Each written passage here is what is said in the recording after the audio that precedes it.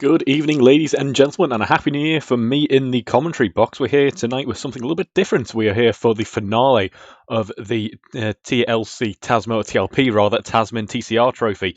We've been running something a little bit interesting, something a little bit different towards the end of 2021 and moving into the new year. We've been running kind of a homage to the old school kind of racing days of the Tasman trophies, where European drivers would move down south, down under for the winter months and carry on their racing escapades. And we are doing much the same here in our TCR cars over the past month or so. So yes, it's the finale this weekend here at Bathurst, Mount Panorama, excellent circuit to end the running on. This will also be my first time joining the action in this trophy, so I thoroughly look forward to seeing some of that. And we also have a four-way battle for the lead this evening between George Battersby, Barry Clayton, Andy Craker rather, and James Rose.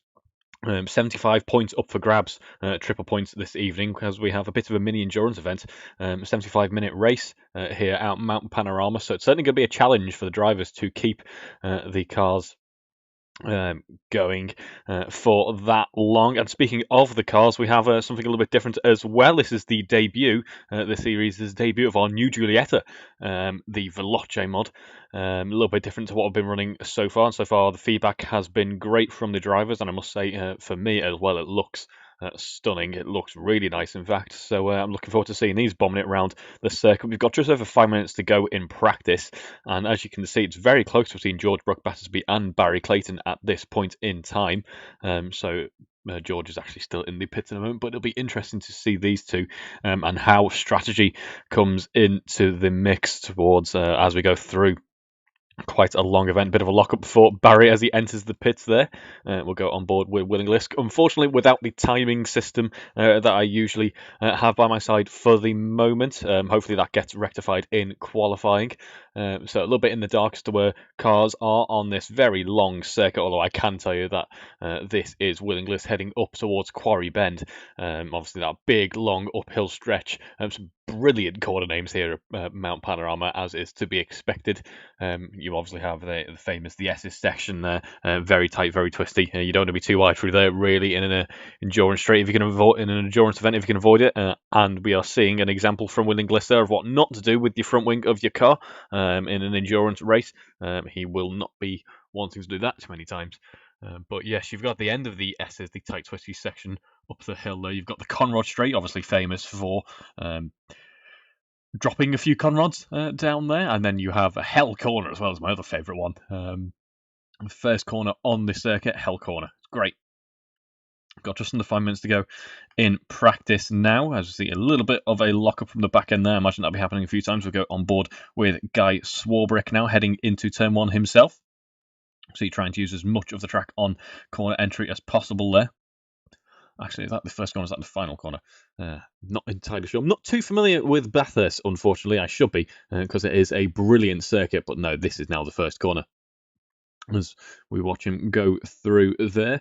Everyone running a fairly similar livery tonight. This is a new mod, so we haven't quite had time to sort out all of the liveries. So it might get a little bit confusing at some points, but this being an endurance event, or a mini endurance event, if you will, I'm sure the field will spread out just a little bit and we'll be all right, as we see the back end of the car getting a little bit lively over the crest of the hill there for Guy Swarbrick. These touring cars are certainly a challenge, and even more of a challenge around this type of circuit. I'll have to watch over the dips. I saw actually right before we started going live, I saw a little bit of an accident between two cars right over the crest of a hill. The back end gets light and you just go around under braking. You lock up and you face the opposite direction, and then you can't see the cars in front of you that's crashed. So you have no time to brake, and it's very, very easy to have quite a massive accident. So we'll be watching to see if that happens on the first lap of the race. We've got a few minutes now until qualifying starts, so we'll start to see the drivers piling back into the session and getting ready to set their quickest laps of, or what should be the quickest laps of the weekend. Strategy will be playing a part in this. There's a few interesting strategy options, actually. So we got up to 100 litres of fuel is allowed on board, but this is quite a thirsty car, apparently. So you want to be probably around the 120, maybe even 125, 130 mark to be playing it safe, as a lock-up from Willing Lisk there. about 1.25 seconds off the leading pace of George Brookbasterby at the moment is Will. Very close field for the top four, battling it out for the win of this mini championship. Although I say mini championship, there have been quite a few rounds. We have a few drop scores to take into account, which I'll explain more about that in the race itself. But yes, quite a few rounds in this event. Anyway, about 120, 125, 130 litres should be enough to see you through the race. Obviously, you will have to pit because you can only carry 100 litres on board at any given time, and the tyres will not last that entire endurance length either. So you should be able to. We recommend either a 3-stopper or a 2-stopper. It'll be 2 60-litre fill-ups or 3 40-litre fill-ups. So if you're kind to the tyre, you could make quite a long stint at the start work and then kind of run to the end at max pace. Although a little lock-ups or something like that over these crests, I imagine, will be starting to wear out the tyres a little bit, so drivers may not be able to make that work. It will be quite interesting to see that develop throughout the race. As I mentioned, that 75-minute race will be challenging those drivers in terms of strategy. We've got just over a minute to go in practice at the moment. We're on board with James Rose as he comes through the S's now. See the driver's obviously trying to find a line that is still reasonably quick but isn't absolutely eating the tyres, because it's all well and good to set a nice quali lap, but that is not going to work for an endurance event, especially in these touring cars, which will eat tyres like that. I'll have to speak to the drivers about what the tyre degradation is like in this Veloce car compared to the car that we used to run. It will be slightly different. But still, it will be a consideration for the drivers hitting about 165 miles an hour down the Conrod straight. Hopefully no Conrod flying in this 75-minute race, but certainly quite a lot of pace from these TCR cars, which were, up until this year, still in use, unfortunately, no longer being used. The Giulietta TCR, obviously, the manufacturer or the teams deciding that it has no more relevance on the road. Obviously, the Giulietta itself being discontinued. Was it last year? Yes, it was. It went out of production last year. Correct me if I am wrong. The last sales of the new cars were last year as well, which is a great shame. But yes, so unfortunately, this is the last that we see of the Giulietta TCR on the track these days in the virtual space. But still, it's good to see that. Although I may be wrong. Actually, I think there's still a couple of little championships where it is used. But that is the end of practice for the drivers. Now we have a few minutes interval, and then we get ready for a 30-minute quali, which will decide the order for an all-important endurance event that will decide the championship standings as well. We have a 4-way battle going into this weekend, so it's all to play for, and it's certainly all to play for in quali as well. Only 1.25 seconds, or 1.29 seconds rather, separating the top four, and less than a second separating the top three. For an endurance event, that is certainly good going, and one that the drivers can look forward to a good battle at the start of the race, I am sure, if they keep this up in quali. We're still on board with James Rose as he comes around the track now, but I think we'll join you in a few minutes' time when we get ready for qualifying for the 75-minute finale here at Mount Panorama, Bathurst, for the end of the TCR, or the TLP Tasman TCR Trophy. I'm looking forward to it. I hope you are too. See you in just a moment.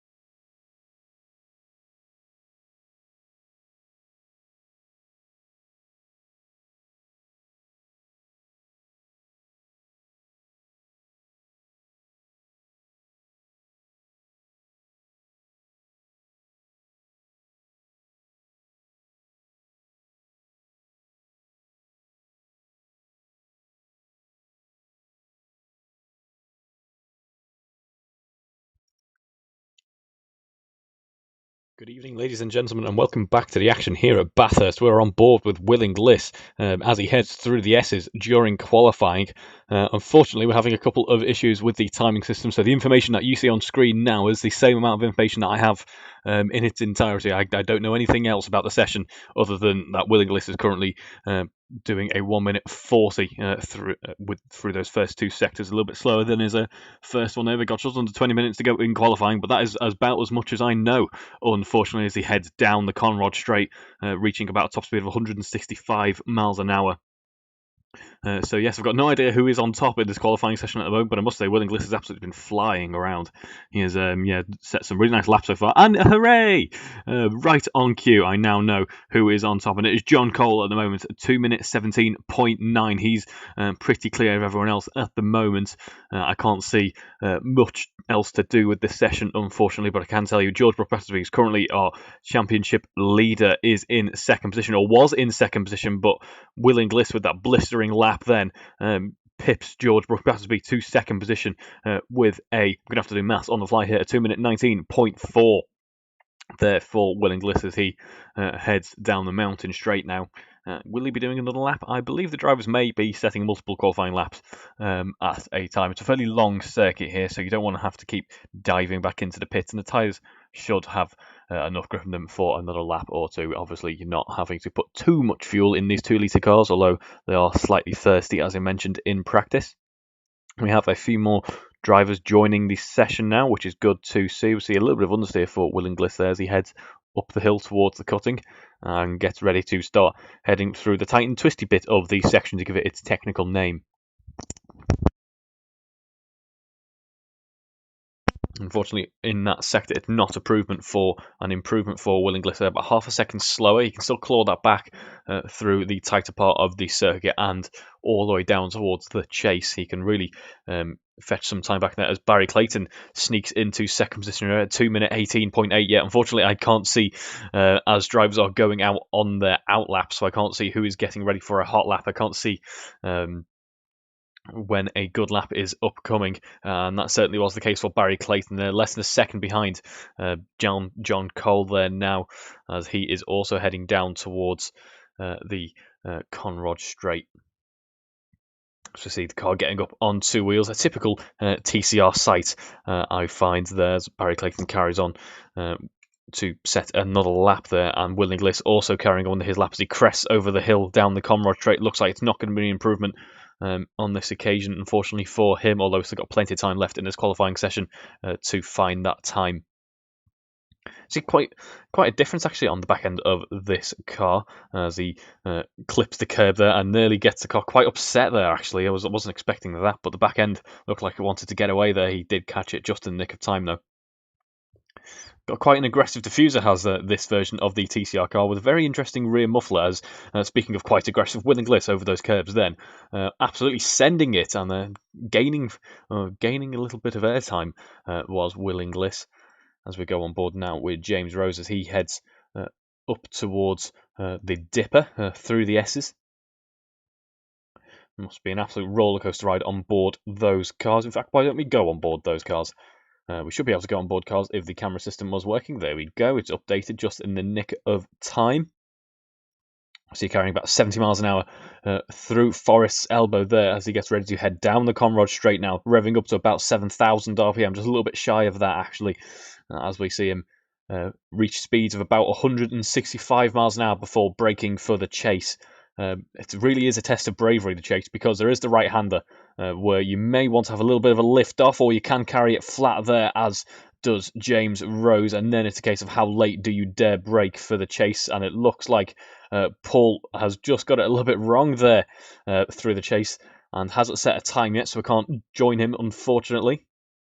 But yes, it looks like it's all gone a little bit wrong for Paul there, and he's going to have to try and rejoin the track in a safe manner. But we'll come towards the end of the lap with James Rose now, and he does improve to go 2 minute 19 dead. That's third position for James Rose. He's just pipped Willing Liss there, and that is a very solid lap from James there.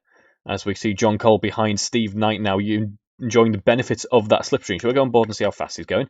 We're going probably about 165. Couldn't quite join them in time, and it looks like Steve Knight's got the braking just a little bit wrong there for the chase and carries on.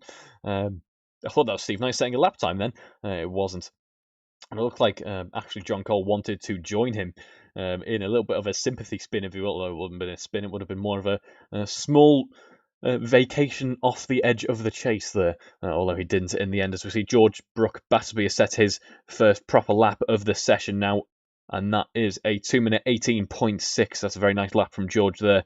He is going into this race with it all to lose, really, leading that championship even on drop scores as well.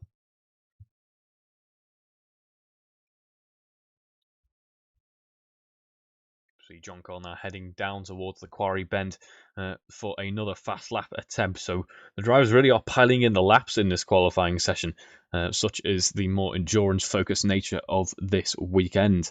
As we see a few more drivers now actually piling in, getting ready to set their qualifying laps for this race. I'm excited for this one. This will be quite good, seeing these touring cars lapping around Bathurst for quite an extended period of time. As we see Barry Clayton now she'll be enjoying a little bit of a slipstream from, I believe that will be Paul up in front, unless Steve Knight has been able to rectify his issues with the car. We do have a couple of varying liveries in this session. We have the red Alfa livery here, and then we have the white one as well. I believe there's also a Ferrari themed one. I haven't caught a glimpse of that, but I saw its name in the setup earlier, and I thought that sounded interesting. Didn't get to check it out, unfortunately.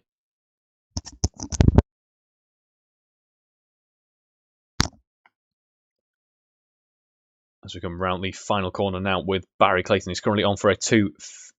Will that be a 2:18? Yes, it will. So he improves there. Now only 2/10 behind John Cole. So John Cole will now be starting to feel the pressure of the drivers behind him. He needs to set a good lap. This is his out lap, I believe, unless that's just a glitch in the timing system. We've got just over 10 minutes to go in this session now. And it's all to play for. Particularly from that excellent lap from Barry Clayton. The track's starting to ramp up just a little bit now as cars start to hammer it around at full pelt, start to get some rubber onto that tarmac, and the drivers obviously getting a little bit more confident with the low fuel load configuration. I imagine not too many drivers have done that much low fuel running, obviously wanting to focus on the higher load during practice. As we see John Cole, massive improvement for him there, 2:17.1. That brings him a second clear of anyone else on track once again. So he's got a nice little advantage, a nice buffer zone for him there as he gets ready to start on the lap. Now we've got a few cars occupying the mountain straight now. So this qualifying session certainly hotting up now as we go on board with Barry Clayton, as it's all gone wrong for him on that lap attempt there, and he's going to have to return to the pits and get ready for another qualifying stint. He's probably got another 2 qualifying stints in this 10 minutes if he wants to go in that way, kind of split him up into 2 5-minute sections, get a couple of laps in each stint, as Willing Glisten proves to go P3 there, overtaking George Brooke Battersby in the standings.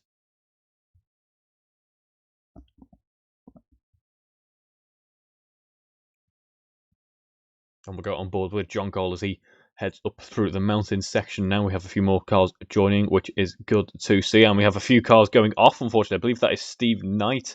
Correct me if I'm wrong. No, it is. Is that Jack Hodson? Is that Rosie Hodson?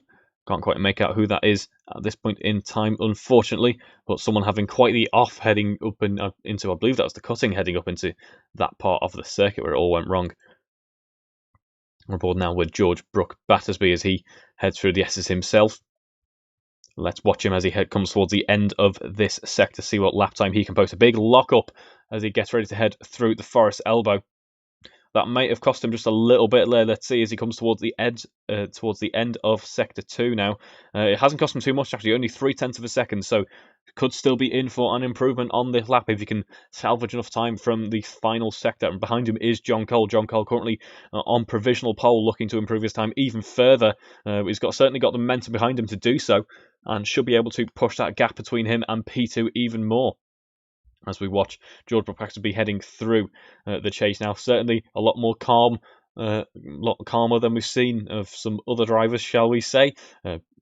Nicely executed the chase was for George Brooke Battersby, coming around the final corner now 2 minute 17.1 to beat. I don't think he's going to do that on this lap, but he gets very close to it. Sector 3 was an absolute blinder for George Brook Battersby at 2 minute 17.25 there. I was not expecting that from that lap. I saw 3 tenths down and thought he may be in for a P3, but I wasn't expecting P2.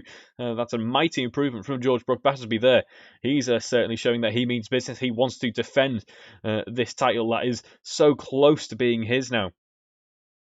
2 minute 17.25 for George Brook Battersby, and it doesn't look like it was an improvement for John Cole on that previous lap. He's now behind his arch rival in this session in terms of track position.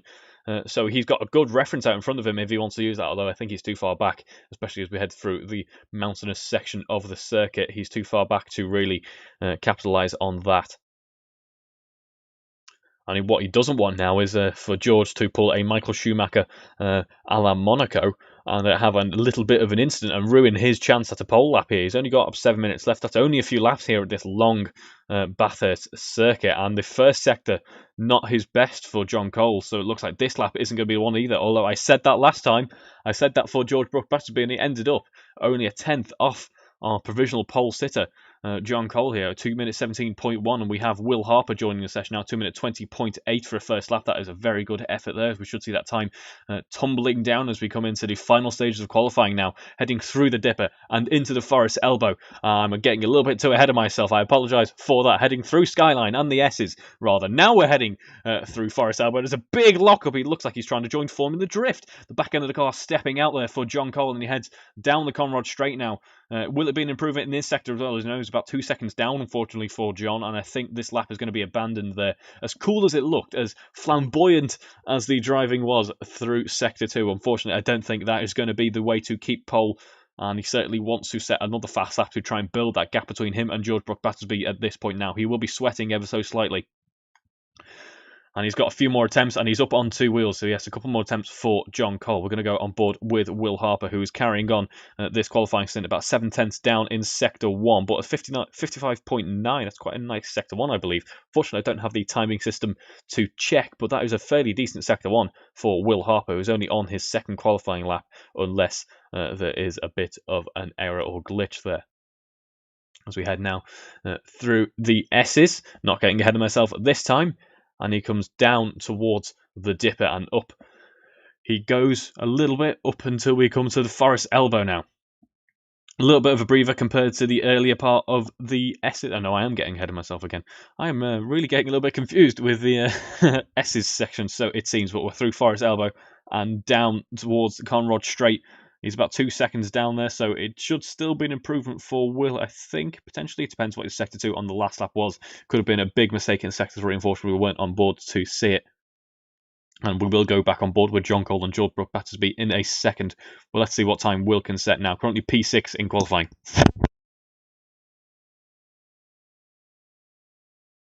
And unfortunately, it's a big error for Will Harper as he heads towards the end of the Conrod Straight, getting set up for the chase, tried to carry as much speed as possible through there, and it all went wrong for him.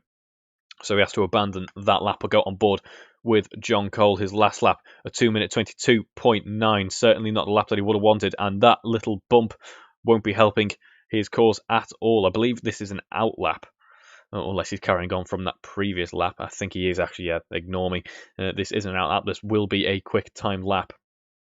But still a little bit of an error for him there. It shouldn't cost him too much, and I believe he could probably carry on with that downforce, that lack of downforce. It might cost him down towards the chase there, but there's a few slow speed corners coming up here.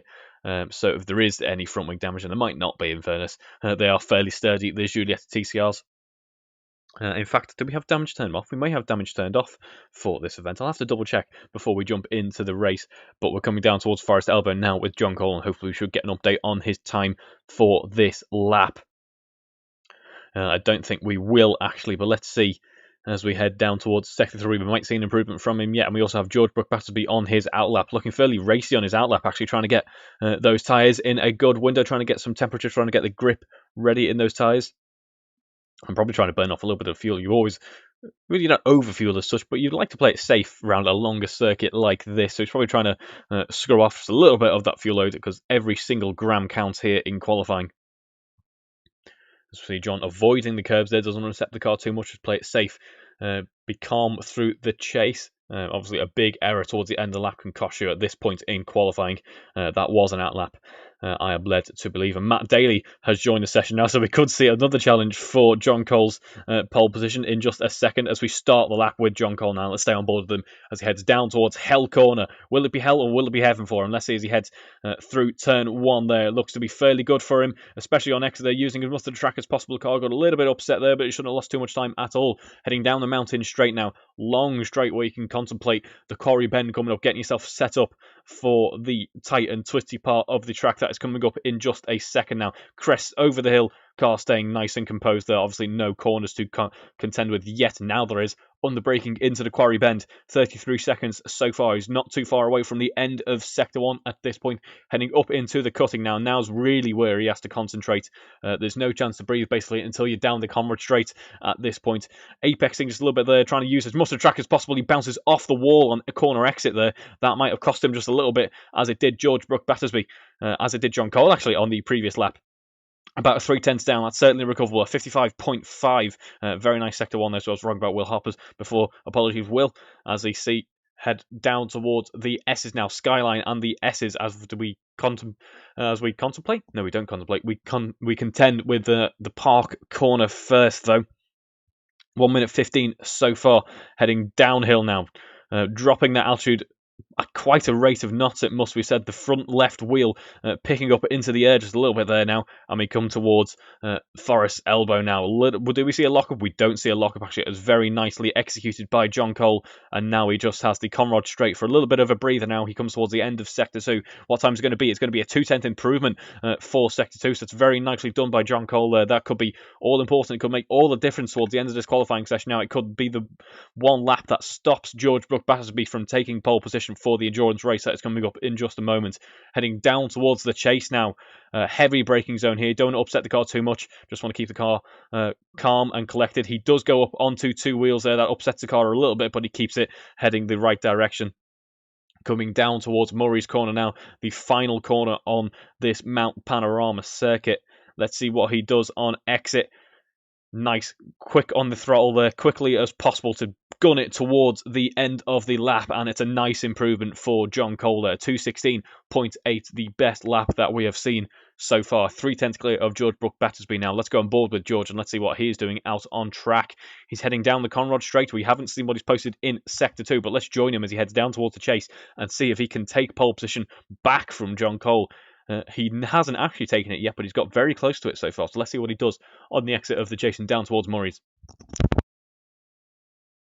He will have had a slight benefit from the car up in front, a little bit of a slipstream there, although these cars doesn't make too much of a difference. Is he on an outlap at the moment? Let's see as he comes towards the start-finish line, and he crosses the line, and it's not an improvement there, so I'm led to believe that may have been an outlap. Unfortunately, we don't have that info at the moment, but he heads through Hell's Corner for what will be the final time this weekend for George Brook Battersby. I can't see who else is about to set the final lap of the race, but the car in front will be as well. And who is that car in front? That car in front is not John Cole, as we see John Cole has Paul Brady up in front to contend with, as we see George Brook Battersby heading down the mountain straight and up towards the Quarry Bend. Under braking there, the car looking nice and easy, looking very comfortable, is George Brook Battersby. He's looking quite fast compared to the car up in front of him. I believe that is Will Inglis, so he may want Will Inglis to get out of the way in just a second. Both of them locking up into the cutting, and we come up towards Reed Park now. Reed Park, where we see George Brook Battersby still getting any closer to Will Inglis. That would be a nice indicator for George if he's getting closer, although that will be quite an annoyance to him, that traffic up in front. He will be obviously going at quite a nice pace if he can get ever so slightly closer. Maybe a little bit of dirty air not helping his cause, but at the same time he will be benefiting from the slipstream down the Conrad Straight as we see him heading up towards the Park Corner and getting ready for Skyline now. Getting very close under braking to the car in front there. This may cost him if he has too much traffic to contend with, although I think he's not going to be able to gain too much time on him. This will be quite a nice lap from him if he can keep it clean. A lock-up from Will Inglis and a tap of the wall from George Brook Battersby as they exit Forest Elbow now. And now he's very close to Will as they head down the Conrad Straight. He can really benefit from that slipstream at this point. Let's see what his Sector 2 time was like. It's half a second slower than his personal best. He can still claw that back, though, in Sector 3. As we see Will Inglis, is he trying to break the toe, or is he trying to set himself up for the chase? I think he's trying to set himself up for the chase. As we see George Will we get a speed trap update? I hope we do. Let's see if that slipstream is making all the difference as he heads down towards the chase now. Heavy braking zone. We don't get a speed trap update, but I think that would have been a fairly nice benefit to him down the back straight here. As we come up towards Murray's corner now, ever so slightly closer to Will Inglis. In fact, really quite a lot closer to Will Inglis now as he comes towards the end of his lap. The timer has hit 0. Will Inglis gets it wrong right at the last second there. He will have ruined that lap, unfortunately for him, as we see him coming across the line to 2 minutes 17.24. Only a very slight improvement for George Brooke-Battersby by about 200ths of a second there.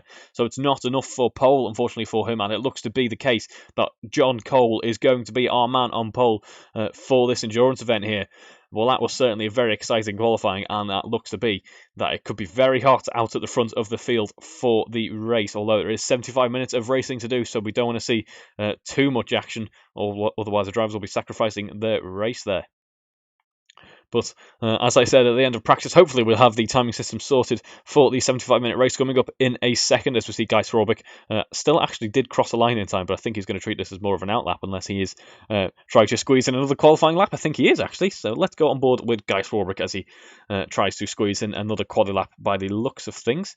Unless I am mistaken, he's carrying quite a bit of speed heading up towards the Quarry Bend now.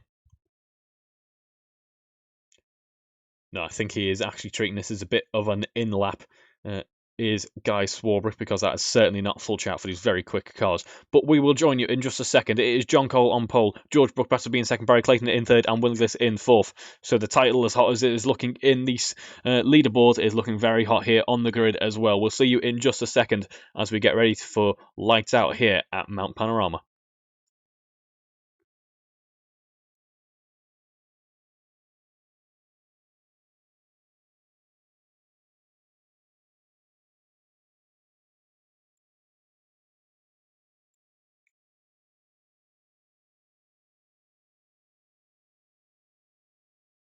Oh, and we have a black screen. Would like to apologise for the lack of car audio there in the qualifying and practice session there. We have rectified the issue, and we will have some very nice sounding Giulietta TCRs for the 75-minute endurance race. So I'll see you in just a second.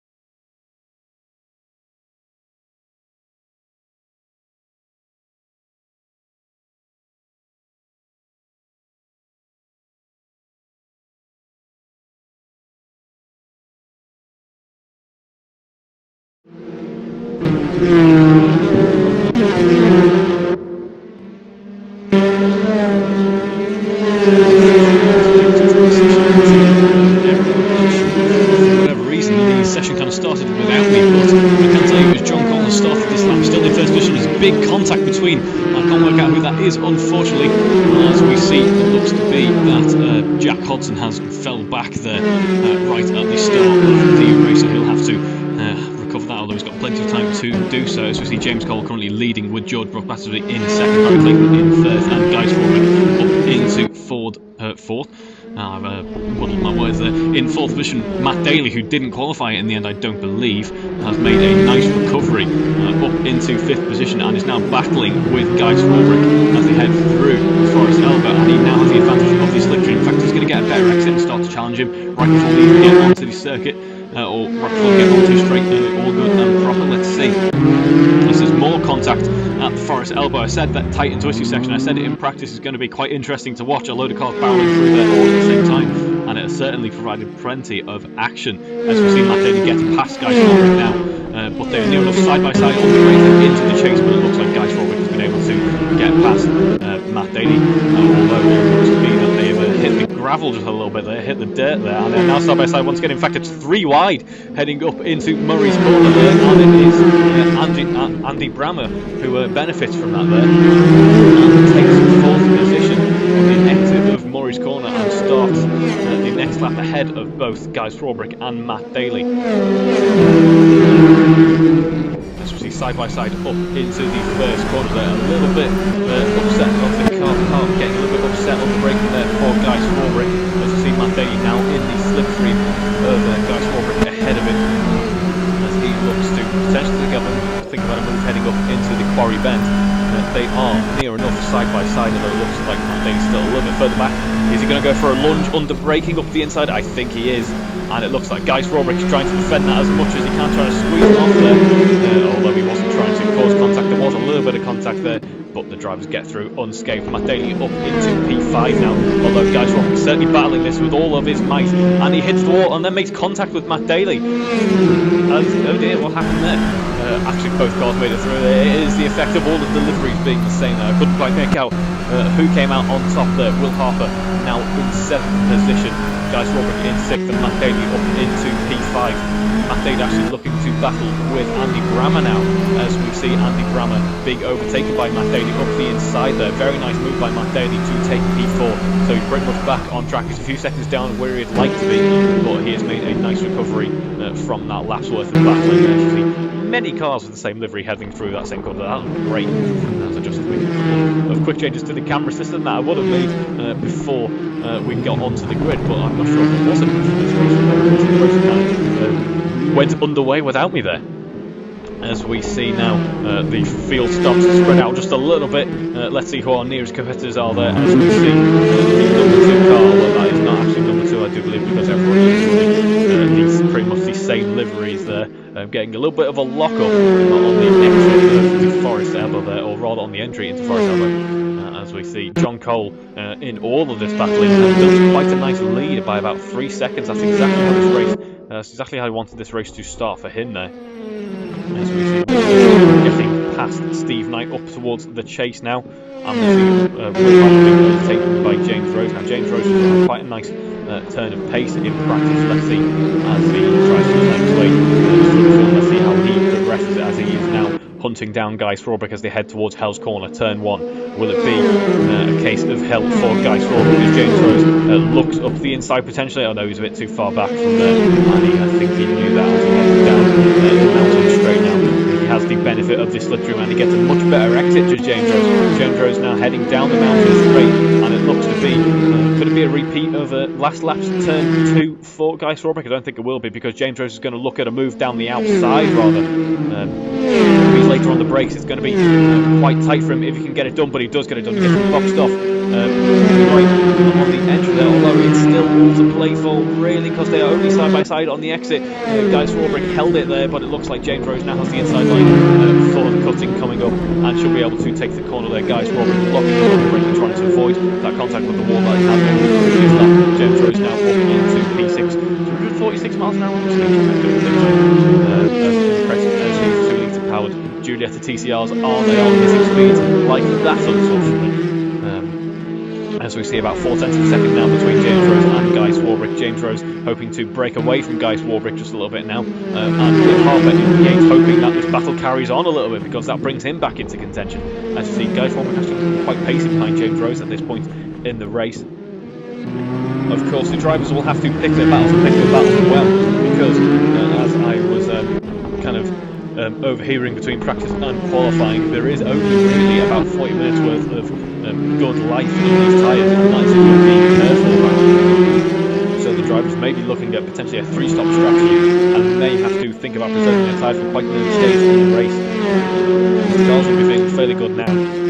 Obviously they've got quite a heavy fuel load on board, but they've got a fresh set of boots on, so they'll be feeling fairly good, fairly racy, and the drivers after quali will be hoping to get in it and get and make some track positioning, but if you don't do that too much at this stage in the race, you'll quite quickly cook your tyres and take all the life out of them, and you'll be suffering for the rest of the race if you don't do that too much. And James Rose doesn't want to do that too much, as John Cole set the fastest lap of the race at 2:18.1. There's a few tenths clear of anyone else on track at the moment, but James Rose is hoping to not repeat that after chase 2 times, because that has brought Guy Swarbrick to within a second of him now, and he can maybe think about pressuring him just a little bit, although it looks like Guy Swarbrick is soon to be under pressure from Will Harper, who's soon to be under pressure from James Rose, not from James Rose, from Will Inglis. Oh no, that is Rosie Hodson. I apologise, Rosie. That is Rosie Hodson there with the same 3-letter acronym as James Rose there. Also with the same livery. I'm sure that won't get confusing at all with just over an hour to go. With plenty of time for my mistakes here, folks, so don't worry, they are certainly a part of this weekend as well. As we see Will Harper now very close to Guy Swarbrick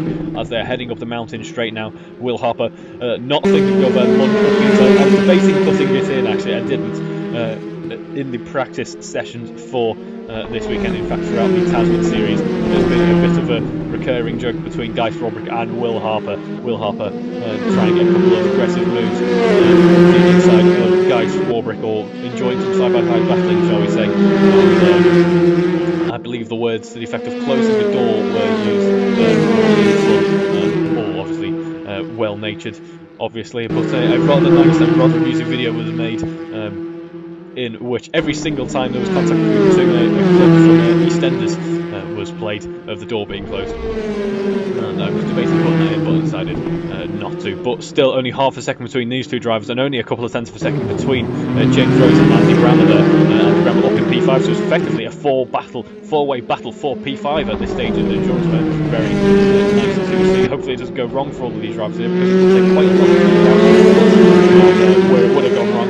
I believe we're past that opportunity now. The tight, twisty part of the circuit is behind us, and we have the long, open combat straight now, with the drivers just wishing they had dynamic mode, or just a little bit more boost, or something to get past the car in front of them. They don't have this TCR, unfortunately for them, as we see Will Harper very close to Guy Swarbrick up in front. Only a tenth of a second between them. They are side by side heading over towards the chase. Hopefully no doors get closed, as we see Will Harper overtakes Guy Swarbrick there, closes the door on him through the chase there, but gets the moves on relatively cleanly, although they both enjoy a little bit of troubles. And they head up towards Murray's corner now, the final corner of the lap. Matt Daly setting the fastest lap of the race so far by quite a margin, 2 minutes 17 dead. That would have seen him putting in a fairly solid lap in qualifying. It certainly means business, especially with a full fuel load, so don't count Matt Daly out yet. As we see Will Harper now breaking away from Guy Swarbrick just a little bit now, and now it is James Rose who is hot on the heels of Andy Brammer as they head up the mountain train and get ready to go into the quarry bend and start the tight, twisty part of the circuit. Cresting that hill now side by side near enough, and it looks like James Rose potentially gets to move around the outside with the braking. If he's very brave, they get very close together, only inches between those two cars, nearly rubbing wheels in paint there, but it is still Andy Brammer who squeezes James Rose as much as he dares there and takes the corner with the advantage, keeps P5 for the moment, and there's a lock-up from 3 cars there. Will Harper is very close to James Rose. James Rose lost his cool a little bit there, got a little bit wrong, a little bit upset perhaps through Quarry Bend there, and he's just lost a little bit of that momentum, and now he's on the advantage of Will Harper. Will Harper maybe thinking about a move through this part of the mountain, although I think it's too tight, too twisty, I think. How many times can I say tight and twisty in one race weekend? We're going to find out. I think you can see a little bit of the dirt being kicked up by James Rose's car up in front. He's defending with as much pace as he can because he wants to catch up to Andy Brammer up in front. These three cars now very close together, only 8 tenths of a second separating them, maybe 7 tenths at some point on track. That's extended a little bit to about a second now at this point. As we see, actually, is still quite a close battle going elsewhere on the field. And where is that? Yes, that is between Rosie Hudson and Will Inglis. So we'll watch that up in a few moments' time. But only a few tenths of a second separating Andy Brammer and James Rose as they head down towards the straight now. Head down towards the chase. It looks like that gap's opened up a little bit. We got used to seeing Will Harper and Guy Swarbrick be wheel to wheel at this bar on this circuit, and that is not the case on this lap, although still very close. A little lock for Andy Brammer. That brings James Rose ever so slightly closer through the chase now. Will Harper just a little bit further behind. Matt Daly setting a new fastest lap of the race, 2 minutes 16.8. Absolutely flying is Matt Daly. We'll join him in a second to see what he can do. He fancies his chances at the podium, but it is James Rose who fancies his chances at P5. As they are side by side heading up towards turn 1 now, it's going to be James Rose who gets the benefit. Actually, is it? Yes, it is. It is James Rose. I couldn't quite make out who that was. All the cars being with the same livery there. It's James Rose who still keeps P5, and Will Harper on the exit of turn 1 who fancies taking P6 away from Andy Brammer now. Andy Brammer finds himself in P7. All of a sudden, Will Harper now up into P6. Although under braking is Andy Brammer fancying a fight back. I think he was thinking about it up the inside there, and a lock-up from Will Harper. That won't be helping his time life too much. So Andy Brammer wants to force little errors like that, because little errors like tyre lock-ups or running wide, just carrying a little bit too much load through those tyres, can add up to ruining a stint, and it is exactly what you want for the car up in front if you are trying to push and you don't want to. Maybe wheel-to-wheel contact isn't what you want in such a long event, and that type of error is what you want to force from the car up in front. As you see, Will Harper getting very close to James Rose out in front now. Will Harper's got quite a turn of pace on him all of a sudden here, and he is fancying taking P5 away from the car up in front. There's a little bit of lag on the session. Hopefully that is just on my end there, and we're not about to see quite an accident heading through the S's here. As you see, Guy Swarbrick now past Andy Brammer, so it's all gone wrong for Andy Brammer at some point through the S's and up towards the dipper there, because we see Guy Swarbrick quite far back, able to get past Andy Brammer now, so maybe losing just a little bit of confidence, a little bit of cool with those cars and overtaking. He finds himself all the way from P5 now down in P8, so these drivers certainly battling like it's a sprint race.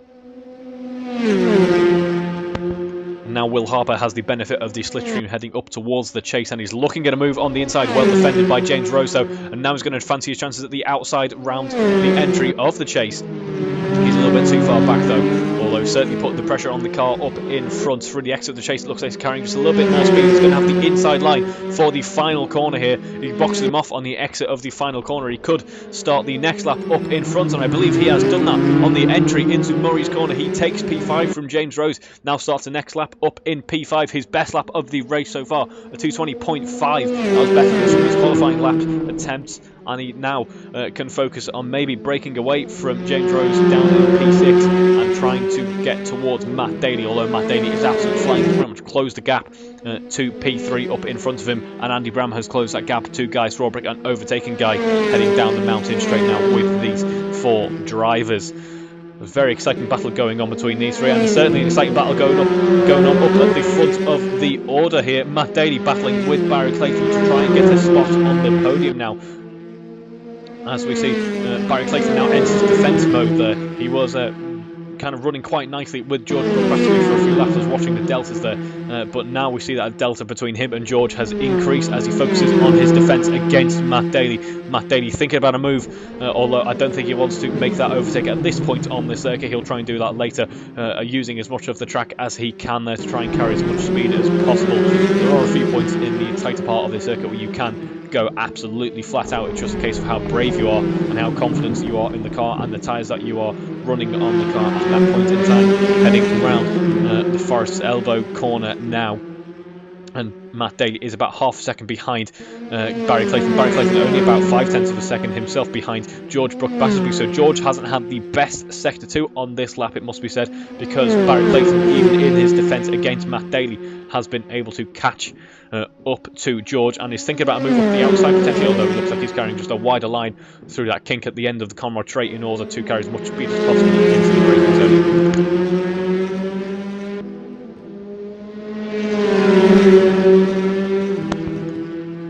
And George looks like he could have two cars to defend from in just a second as we head up towards the final corner now. Only 0.3 of a second between him and Barry, and Matt is equally close to Barry in front of him.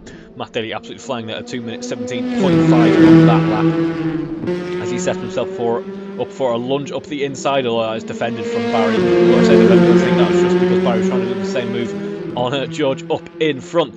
These three clearly very respectful and very enjoyable to one battling it out on track here. It's a very difficult track to battle for so long on, especially with such a high fuel load and four-wheel drive cars. But it looks like Matt Daly is trying to do that under braking, and under braking he gets the move done on Barry Clayton, up into P3 for Matt Daly, up into P11 for Jack Hodson as well. Past Steve Knight further down the order, but George Battersby will now be feeling the pressure from Matt Daly, who locks up as well as George. And that will spur Barry Clayton on just a little bit now, as we see Barry Clayton didn't lock up there and is now quite close to the back of Matt Daly. George Battersby now under pressure from Matt Daly as well. The momentum is constantly swinging about between these three drivers in this battle, an excellent battle going on here. It could be anyone's game, I think, as we see that battle that we were enjoying earlier on. It looks like Will Harper has broken away from the pack just a little bit now. In fact, that battle has kind of dispersed. The battling is all here at the top of the order. While this is going on, though, John Cole out in front has built a 5-second gap to the cars behind, so this battling is slowing these drivers down. So it's a case of how long do they want it to go on for. I know how long I want it to go on for. I want it to go on for the entire race because it's brilliant. As we see, a lock up there meant he didn't scrum off as much speed as he wanted, and he went wide. Matt Daly up the inside of Forest Elbow there, takes P2 away from George Battersby, now leads this trio as we head down towards the chase. Barry Clayton will be enjoying quite an immense amount of slipstream there as they train each other down towards the chase now. George Battersby potentially thinking about a move that he can make to take it back under braking if he's brave enough, although we haven't seen anyone be particularly brave up into the chase so far, and for good reason. It's quite a nasty accident that you're having if you haven't been accident there. Chase obviously being installed to temper the danger a little bit of the Conrod straight, because it was just so long. It really was quite a challenging straight there. George Battersby taking quite a tight line on the final corner there, but it is still Matt Daly out in front as he starts the next lap. Quite a bit clear of everyone else in this little pack in terms of pace on that previous lap as well. He starts lap 1, turn 1 in front. We haven't seen much of him actually, so what we will do is we will join John Cole, our race leader, for just a few moments as he heads over the crest on the mountain straight and enters Sector 2 now. So yes, about 4 seconds clear of the rest of the pack, although Matt Daly has been somewhat unleashed. He's already pretty much a second clear of those cars behind him, so let's see what Matt Daly can do now, and can he take the lead away from John Cole. We have seen Matt Daly has ample experience in these TCR cars, although this is a slightly different TCR car to the one that we've been running so far this year. In fact, for the past couple of years, this is slightly different. So a slight learning curve, although not too much. There isn't a massive amount of difference. Same basic principles: front-wheel drive, massive turbocharger, quite a lot of power, and quite a lot of screaming front tyres by the end of the stint. That's all you really need to know about these Giulietta TCR cars. I believe they are quite a well-behaved TCR car, from what the drivers have reported. I'm not a particular fan of any TCR car, and neither will George Battersby, because he has had quite the error there and has allowed Barry Clayton to get right on his rear bumper, right on his rear diffuser, very aggressive rear diffuser, speaking of the car.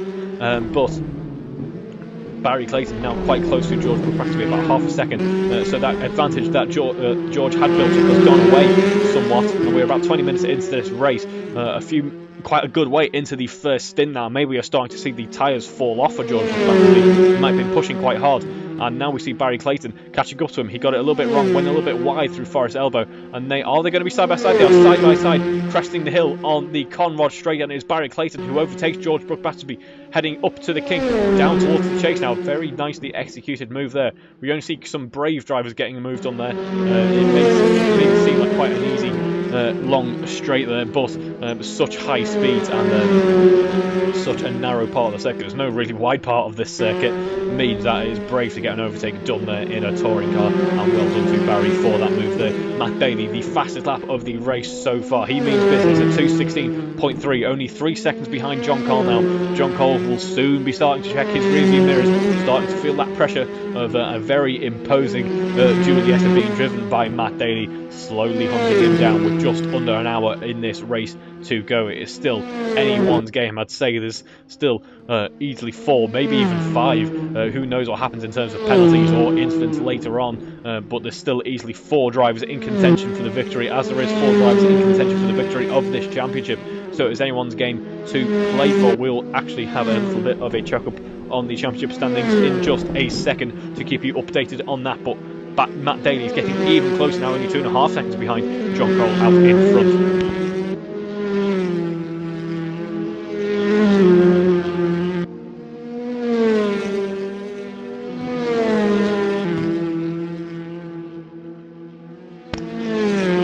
Blistering drive from Matt Daly, it must be said. I don't know how hard he was pushing at the first part of this stint, but I wouldn't be surprised if he had kept a little bit at bay to preserve that tyre life, because now he finds himself potentially in a situation where he's got a fair amount of tyre life and he can unleash his full potential, as we see the car getting up like a tripod there, up onto 3 wheels, as we see, as it looks to be. Who is that being lapped there? That is Paul Brady being lapped there as he gets out of the way. Very nice. Unfortunately for him, it's not very nice. It goes a little bit wrong for Paul Brady. He's facing the wrong direction as he starts the Conrod straight there. Other drivers luckily avoiding that car parked there. See Matt Daly now only a second and a half behind John Cole, so there's going to be a battle between these two before we get to the end of this first stint now. But yes, maybe Matt Daly playing the strategy quite well there and now hunting down someone who has led the race quite comfortably for so long. But we will be running on drop scores here because we have had quite a few rounds in this championship, with obviously not everyone able to attend. We've had, I believe, a few consecutive rounds in terms of a nightly event pretty much. So it's currently George Battersby on the top spot with 251 points, closely followed by Barry Clayton with 250 points, and Angie Craker with 207, and James Rose with 196. Very close at the top spot there. George Battersby actually overtaken by Barry Clayton, so Barry Clayton could be coming home with the victory in this championship if all goes well for him. 75 points on offer tonight, triple points being scored at this longer event here to round out the championship. John Cole only with 9 points in the championship, joining the championship late, I presume, but he could still leapfrog a few people ahead of him with 75 points if he keeps this victory, although he may be struggling to do that at this rate. Matt Daly, who has not actually joined the championship yet, currently in second position. He could upset a few people by jumping ahead of them as well, notably Jack Hodson currently with 74 points and John Cole currently with 9 points. Yes, it's all to play for between Andy Craker, who is not actually in this session unfortunately, so we'll have to rule him out of the championship fight, but it's all to play for as we see Matt Daly nearly getting a little bit wrong, getting quite close to the wall there.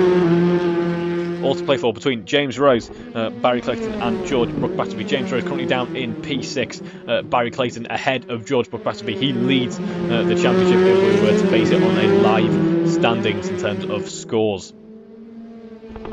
Matt Daly now within 1 second of John Cole. As we see a little bit of lock-up from John, a little bit of smoke being puffed up into the air. Now less than a second between him and Matt Daly. Matt Daly's going to start to enjoy the benefit of a slipstream as he heads down the Conrad straight and up towards the chase now. He's certainly starting to put the pressure on John Cole. John Cole will now know that he is there. He'll probably be able to hear him through some of these bends. Such is the nature of these very loud, very impressive sounding Giulietta TCRs, which you can now hear. Thankfully, a small technical error being fixed between qualifying and the race. But slowly chipping away at that advantage is Matt Daly, less than 3/4 of a second behind John Cole now, nearly about half second between him and John Cole. John Cole may be pushing to keep that victory, has seen him lose out a little bit of tyre life at this point in the race now. as we see them start another lap. A second quicker on that previous lap was Matt Daly, and he's starting to put the pressure on as we head through turn 1 now. 3/10 as that gap starts to slowly tumble and tumble and tumble. Matt Daly once again in that slipstream, heading up the mountain straight now. As John Cole doesn't weave to break that slipstream yet, although he may start to do that at some point, probably down the Conrod straight, as we see what line will they take. John Cole parking his car in the middle there before taking the more kind of traditional outside line. A big lock-up for him though, that will only encourage Matt Daly to pressure him even more and force an error there. Matt Daly looking around the outside on the exit of the quarry bend there. You see him now looking around the outside of the cutting. So Matt Daly really pressuring, really trying to intimidate that car in front. It's not the quickest way around the circuit, but it's the best way to set yourself up for an almighty battle, and that is what we have got here. As the cars following each other as close as they dare through the tight, twisty part of the circuit. There we go, and that one onto your tally as well. As we see, Matt Daly's dropping off just a little bit. He's not quite as close as we saw in the few corners that they have just navigated there. As you see, that gap actually building ever so slightly, so John Cole being quite brave in order to keep P1 away from Matt Daly at this point in the race. The car nearly getting up onto 3 wheels for John Cole there as he heads down towards the Forest Elbow now. We've seen it go wrong for a couple of drivers here, especially on lap 1. It surprises you just how tight some parts of this circuit are, and it is now John Cole actually who's built his gap just a little bit, although Matt Daly is half a second closer compared to where he was at this point on the track on the last lap. So he certainly is vying for that lead of this race, as George Brook Battersby has got past Barry Clayton. Actually, Barry Clayton maybe a little bit of an error for Barry there. He looks quite a bit slower than George heading down the Conrod straight. Has effectively lost the championship lead. George Brook Battersby overtaking for P3, so a thrilling race is developing here at the top end of the grid. And there is also a thrilling race developing further down the grid as well, as we see a three-way battle starting to form between Will Harper, James Rose and Andy Brammer. Something that we saw earlier on in the race is starting to form up again. Will Harper carrying quite a bit of pace a few minutes ago. Maybe that pace has dropped off, maybe he's used up that tyre advantage, but it is John Cole who's put an almighty defensive drive in. Catching Matt Daly at bay for so long. How long can he keep him at bay for? Matt Daly looking up the outside there, trying to get moved on the braking, although he's too far back, I think. Is he though? He keeps it. He keeps the car going there. Has to run onto the grass there and has to concede that position. Still running people at the moment. Is that some lights flashing on John Cole's car there? Is that in celebration? I'm not quite sure. We will see in just a second. No, it is not. It looks like it might have just been a glitch with the DRLs. But Matt Daly, very brave of him to keep that to keep the car parked where it was around the outside of turn 1. It cost him a little bit though, unfortunately. He's still behind John Cole at this point. So let's see what he can do as they navigate through Sector 2. It looked like John Cole was a little bit stronger than Matt Daly heading through Sector 2. And a big lockup from Matt Daly. Was that a 4-wheel lockup? I think it was at least 2 or 3 wheels on that side of the car. Tried to twist the car around, trying to spin it around there. He was very good at to capture there, although the tyres will be feeling a little bit flat-spotted now. Not feeling entirely happy at this point in the race. We are near enough at the halfway point in this race already. The fuel load is starting to get lighter, which will be helping the pace, but the tyres starting to come towards the end of the life now. So now the drivers starting to think about their pit strategy, their pit procedures, and what they are going to do in terms of tyres to bring them to the end of this race. This should be the only set of tyres that they need, unless there's any unforeseen circumstances. Well, a little bit of contact with the wall from Matt Daly, I'm not entirely sure. He's further back than he was on last lap, that is what I do know. But now we start to see where strategy could play a crucial role in the result of this race. Matt Daly still quite close to John Cole, but not as close as they would have wanted. John Cole's put in an almighty defence over the past lap or so.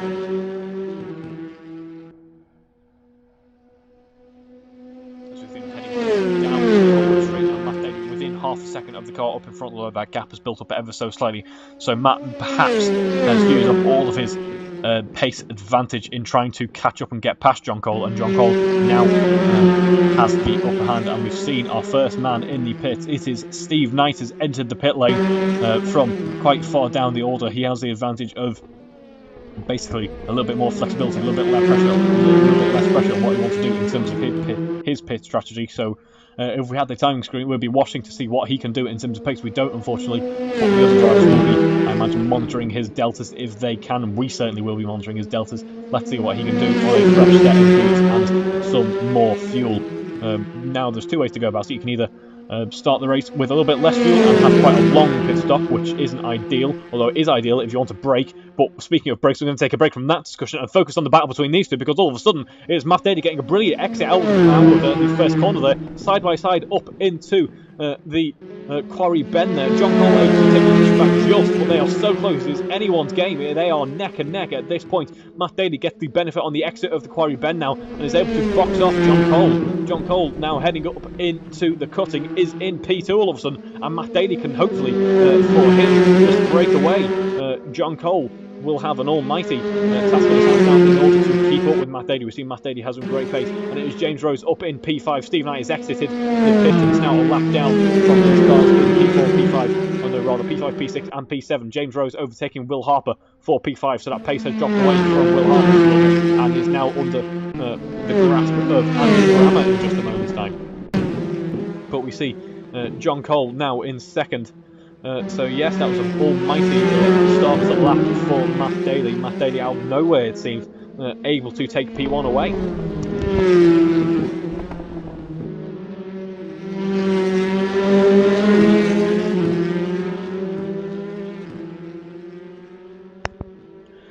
And at this point now, gap builds up, and Europe makes no difference a second. Although I say makes no difference, he's still well within slipstream, so still anyone's game at this point in the race. Although what I mentioned before, that four-way battle has soon become a two-way battle for this victory, I think, although at this point it is, as I mentioned, anyone's guess. George Brooke-Battersby and Barry Clayton now about 10 seconds behind these two out in front. These two have been pushing each other to the absolute limit, and as such they've just walked away from the rest of the field. And it is now George Brooke-Battersby ahead of Barry Clayton by a couple of seconds at this point, so it's his championship for the taking, with half distance of this race covered, so he can be feeling fairly happy at the moment. He would have wanted to have taken it with a victory, I am sure, although it is commentator's curse. Let's not rule anything out for anyone at this stage in the race. We've got over 40 minutes to go. Usually we'd only have about an hour's worth of racing, if not a little bit less than that, over an entire race weekend. So this 75-minute race is something a little bit novel and something I'm sure what the drivers aren't entirely used to get. As you see, Will Harper actually able to get back past James Rose, as James Rose looking like he tried to defend that move as much as possible, be as late on the brakes as possible, and he had to really stamp on it to get the car round the chase there. Very well caught by James Rose there. As you see, Barry Clayton currently trying to catch up to George Brooke-Battersby, and he has got a little bit closer to him. He's only about 1.3 seconds behind George now as we enter the twistier part of the circuit. There you go, that's another one for the tally. But Andy Brammer as well is looking quite pacey. So these battles really looking like they could go on throughout this entire race, and I certainly hope they do. Steve Knight still our only car to pits so far in this race, and right as I say that, Winning List enters the pit as well. So those drivers now starting to think that the time's starting to drop off, or the tyres are starting to drop off, and it is now time to jump into the pit and get a fresh set of boots on, ready for the final stint of the race now, unless anyone is trying a more aggressive strategy. As we see, John Cole is starting to drop back from Matt Daly now. Matt Daly starting to breathe a little bit on the side of relief, I imagine. As we see, James Rose getting a little bit wrong there. Down, oh no, it's not James Rose, that is Rodney Hodson. Apologies there. I knew I'd make that mistake again, and I did. As we see, Winning List in P10 as well. Yes, Rodney Hodson getting a little bit wrong there off the track, but now carrying on with some lap traffic to contend with there. That may have been part of that little incident there, but no major harm done as we head through the chase with the two leaders in this race, and it is Matt Daly who's starting to edge away ahead of John Cole now. Now, what the interesting thing is whether this pace advantage that Matt Daly currently has is one of tyres, and I don't think it is, because he can't be preserving his tyres too well, because he's had to dive into the pits at this point. One of the first pitters as well. That puts John Cole back in the lead of this race. This is now John Cole's opportunity to set in some absolutely blistering laps to try and close that delta between him and Matt Daly, potentially jump him in the pits if he can treat this as a fast in lap and jump into the pits and effectively overcut him. I don't know what's going to be more powerful, the overcut or the undercut. We will find out in just a moment. We see the pit lane starting to get a little bit busy now. So we see the camera car, George, Matt Daly, and is that Barry Clayton as well? No, it's not Barry Clayton in the pit. Barry Clayton up into P2 for the moment then. So our current championship leader also in the pit. Let's see how these pit stops go for these drivers in just a second. But John Cole can now breathe a little bit of a sigh of relief knowing that he's leading this race and can focus on setting a nice couple of laps in, although he may be, as I mentioned then, treating this as an in-lap.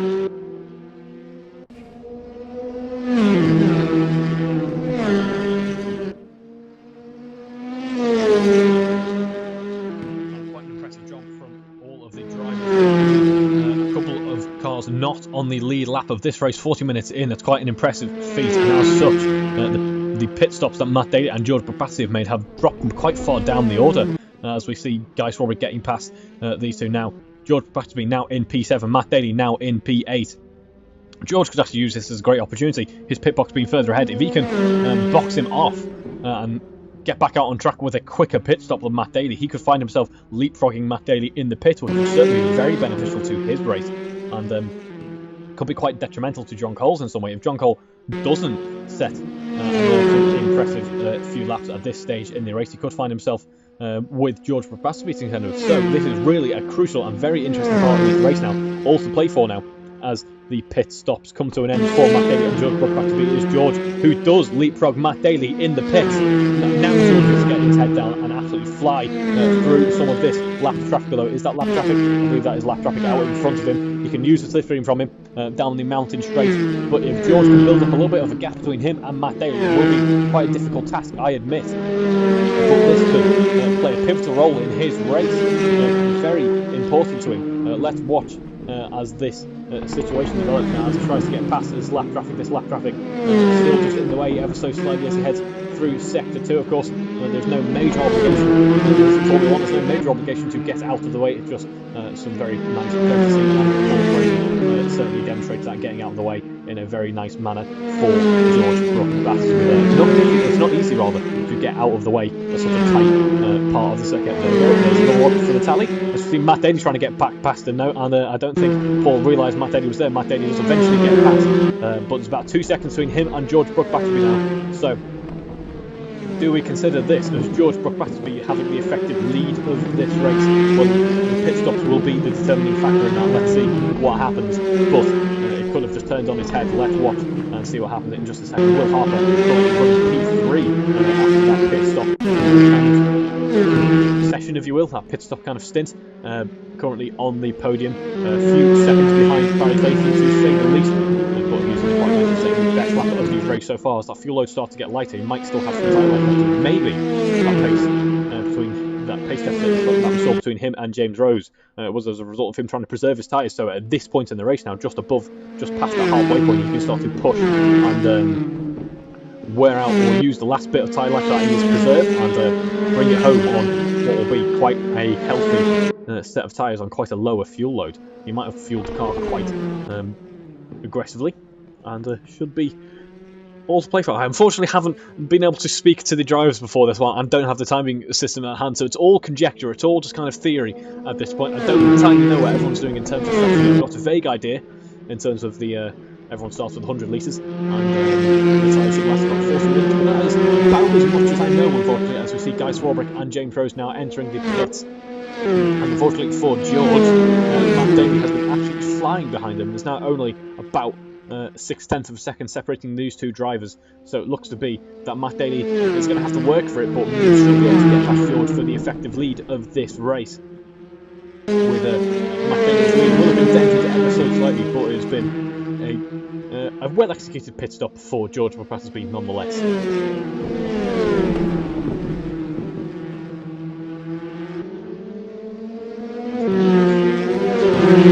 A few cars in the pits now, actually, so we're now coming to, including Barry Clayton. Barry Clayton also in the pits now as well. He's currently running P2 and is effectively battling George Brabazzi for the lead in the championship at the moment. So this is a very crucial pit stop that is about to take place here in the pit lane. So we'll see what happens with that one as he heads through that and puts some more fuel in the car and gets a new set of rubber on. But it is John Cole. John Cole has not had to pit yet. He might have been preserving his tyres and may be able to build a little bit of a gap if he's keeping the pace up. Unfortunately, I can't see what his past few lap times have been, so I've got no idea how they compare towards Matt Daly's, but My instinct tells me they must be slower, because Matt Daly was showing some impressive pace before the pit stop. He's now got a fresh set of tyres on. Will Harper overtaking Barry Rogan and picking on Barry Clayton. Obviously quite a long pit stop here to refuel the car and put new tyres on. Let's see how that affects his race compared to George.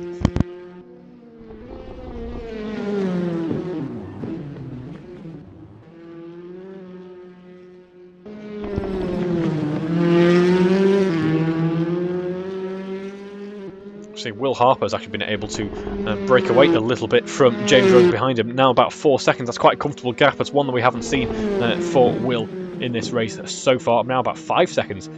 So he can be fairly happy with that. That should stand him for about P4, P5. I believe P5 should be his effective position at the moment once he has pitted. But once again, as I've mentioned, I don't know what entirely what's going on with the pit strategy. It's very interesting to see this race like that. It's turned it on its head just a little bit, seeing Matt Daly come out of the pits behind George Batterby, although Matt Daly's been able to overtake George now. Quite a train forming up at turn 1 allowed Matt Daly to get past George and past Will Inglis, who hasn't pitted yet, I do not believe. So he will be starting to struggle in terms of pace and could ruin George Batterby's day if he's able to defend it for long enough. But Matt Daly up into P5 after a pit stop already. He is looking in a very good position. All of a sudden, at least what I'm saying, it may have been the case that he was going to start struggling if he's behind George Batterby for so much longer. That hasn't been the case, and looking at where all the other cars on the field are and how long the pit stops are taking, here is looking to be fairly comfortable where he is at the moment. As we see, someone who isn't really comfortable was Will Inglis. I don't know if you saw that in the background then, but a little bit of contact with the wall, so those tyres coming towards the end of life, I believe now, as we see another car in the pit as well, as Guy Swarbrick has just pitted himself, has come out of the pit, started here another lap, and is now coming into P9.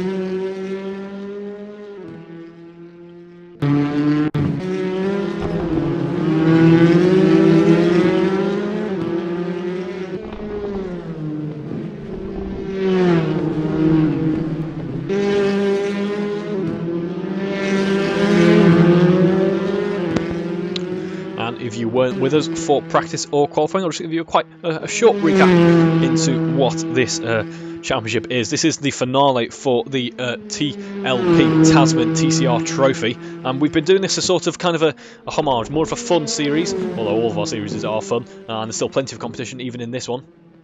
As we see Andy Brammer entering the pit stop. So, more of a fun series to kind of round out the year's running. What's been a very successful year for the AROC racing leagues.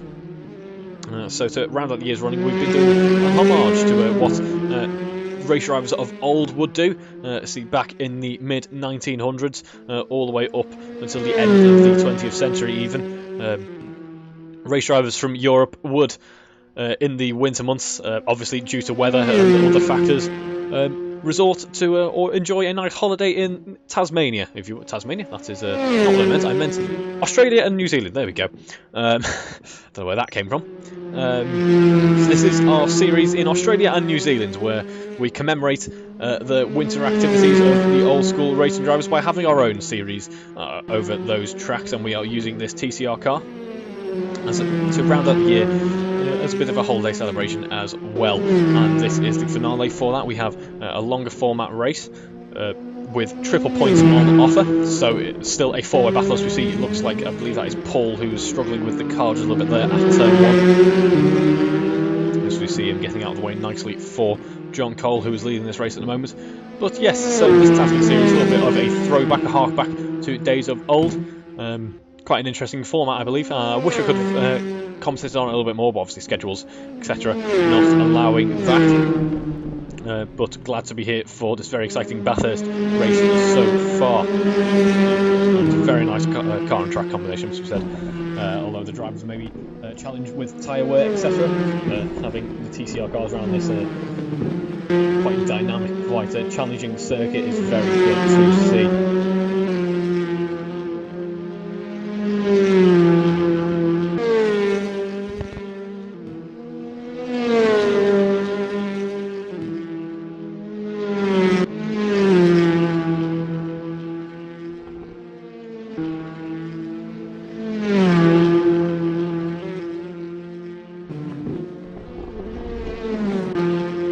So we have a bit of a battle forming up now between George Battersby and Will Inglis. George obviously on that fresh set of rubber, hoping to get past Will Inglis. Doesn't want to affect his race too much. He's now about 5 seconds behind Matt Daly, although about 7 seconds ahead of Barry Clayton. So that pit stop not playing into Barry Clayton's hands too much. He wants to get past Will Inglis, does George Battersby, and try and keep that gap fairly consistent, and that should seal the championship for him. This is a very important overtake that George Battersby needs to make now, as we see some lap traffic ahead of them. Will that play a role as well? Who knows? It is all to play for at this stage in the race. We've got just under half an hour to go in the 75-minute race now. They are near enough 2/3 into this race, and they have just made we've just completed the pit window effectively. Unless we have a few drivers on a more aggressive setup, on more aggressive strategy.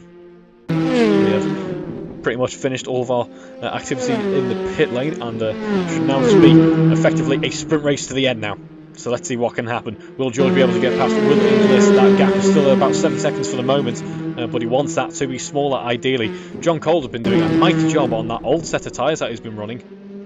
He's now got about 1 minute 40 between him and Matt Daly, so if he can get a pit stop done within that time, he could be once again in quite a good position for the victory in this race. Will Harper 55 seconds behind John here. He's got about 40 seconds between him and Matt Daly, and there's a big collision there between that car there. I unfortunately do not know your name, so I'm not going to make an educated guess based on your username, but there's been a little bit of contact there. Luckily, no one losing out too much there. But yes, Will Harper and James Rose also involved in their own little battle. It's interesting, we've had these little packs of either 3 or 4 cars. We've probably got about 3 of those, I'd say, between George Battersby, John Cole and Matt Daly. That kind of shortly developed into Barry Clayton, George Battersby, Will Harper.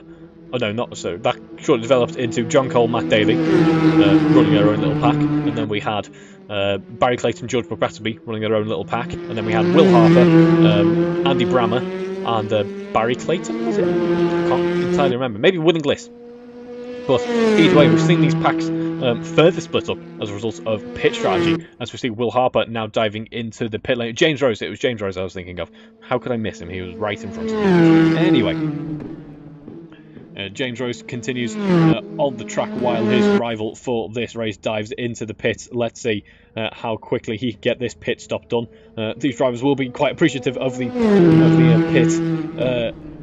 pit stop intervals, I can imagine, because it is quite challenging to do 75 minutes around Bathurst. It's a non-stop concentration, apart from the mountain straight on the Conrod Straight. Conrod Straight, you're probably worried about your braking zone as well. Will Harper, quite a quick pit stop for him there, actually. He's back out on track already, up in P5. So he's not lost out too much there. Ahead of George Battersby.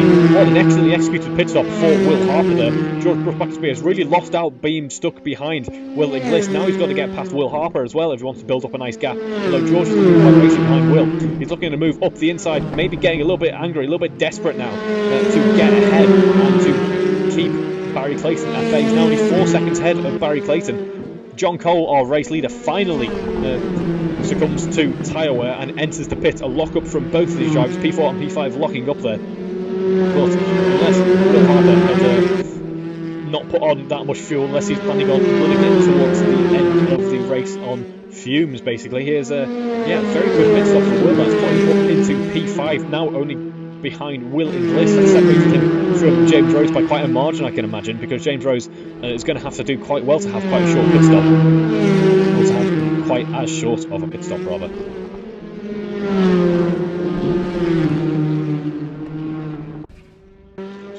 John Cole still in the pit, and James Rose race leader for the moment then. So these pit stops really have been changing the order up by quite some margin. As you see, Matt Daly is really our effective race leader because James Rose yet to make a pit stop. Let's see what happens as Matt Daly rounds down the Conrod Straight and up towards the chase. Can John Cole put in a Will Harper style rapid pit stop, something that we'd see Red Bull usually do in F1? But more of an endurance style. Obviously, you wouldn't see only 2 seconds pit stops in an endurance event, really. But yes, can we see Matt Daly pip to pip John Cole to P1 on this lap. Is John Cole going to remain in his pit box? No, he's coming out of the pit box at the same time as Matt Daly is coming across the line. Matt Daly's obviously got the pace advantage, but I think John Cole is going to have the upper hand there. In the pits, John Cole has taken the lead for this race back from Matt Daly. A very well executed pit window for John Cole, or rather, Matt Daly didn't quite play into his hands. We saw Matt Daly coming out behind George Brook Battersby, but George Brook Battersby hasn't benefited from that at all. He's still down in P6 behind Will Harper now, who's also behind Will Inglis. Has Will Inglis pitted already? I don't think he has. I'm fairly certain he hasn't. I'll be able to check this with the timing system, but I don't believe Will Inglis has pitted yet. So this is quite an impressive drive from him on all tyres, if it is. He will at some point have to pit because he doesn't have enough fuel on board, and the tyres he's going to start becoming a risk of a puncture if he's not careful. But yeah, he's still holding quite a nice pace at this stage in the race. See a little lock up from there. That's going to be spurring Will Harper on just that little bit now. With James Rose still out in front, it is John Cole in P2. Effective race lead at the moment. James Rose yet to make a visit to the pits, and about 1.5 seconds behind John Cole. John Cole has seen this gap between him and Matt Daly before, and he's seen how quickly it shrank over the space of about 2 or 3 laps.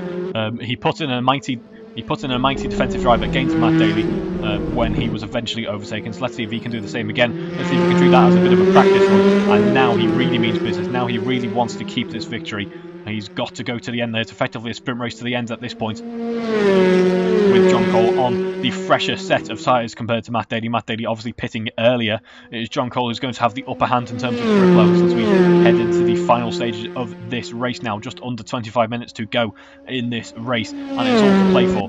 It's all to play for Will Harper and Will Inglis and George Brook Battersby. George Brook Battersby hoping to get past Will Harper because this is holding up George Brook Battersby and has brought Barry Clayton back into contention. It is still George Brook Battersby's championship for the taking. It is still George Brook Battersby who's going to come out with the victory in this championship, unless Barry Clayton can overtake him. If Barry Clayton makes that one overtake, it is his championship. There is only 1 point between the folks, and it is all going to come down to one corner on this circuit here at Bathurst. Very interesting race developing in front of us at this point. And